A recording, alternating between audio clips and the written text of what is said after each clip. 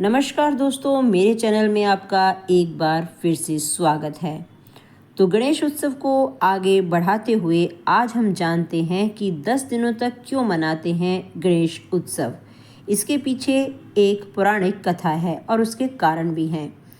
सनातन धर्म के लोगों के लिए गणेश उत्सव का खास महत्व है।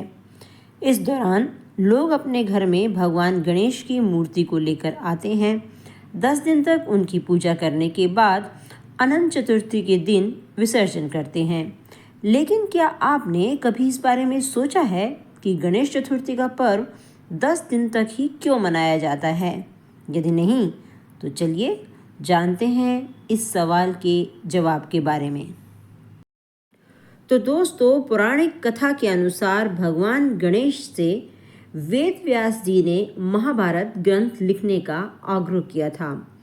वेद व्यास जी के कहने पर भगवान गणेश ने बिना रुके 10 दिन तक महाभारत ग्रंथ लिखा था। 10 दिन तक गणेश जी ने ना तो कुछ खाया था और ना ही अपनी जगह से वे हिले थे। ऐसे में इस दौरान भगवान गणेश के शरीर पर धूल मिट्टी जमा हो गई थी। उनके कपड़े भी गंदे हो गए थे। 10वें दिन अनंत चतुर्दशी तिथि पर भगवान गणेश जी ने महाभारत को लिखकर पूरा किया था।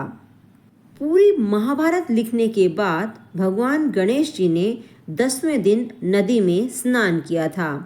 इसी के बाद से गणेश उत्सव का पर्व 10 दिनों तक मनाया जाता है और 10वें दिन अनंत चतुर्दशी के मौके पर भगवान गणेश जी की मूर्ति का विसर्जन किया जाता है। माना जाता है कि इन 10 दिनों के दौरान भगवान गणेश हर साल पृथ्वी पर भ्रमण करने के लिए आते हैं।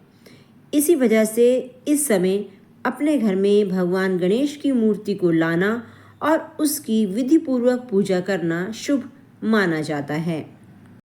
धार्मिक मान्यताओं के अनुसार कहा जाता है कि यदि साधक नियमित रूप से भगवान गणेश जी की आराधना करता है तो उसके घर परिवार में सदा सकारात्मकता बनी रहती है।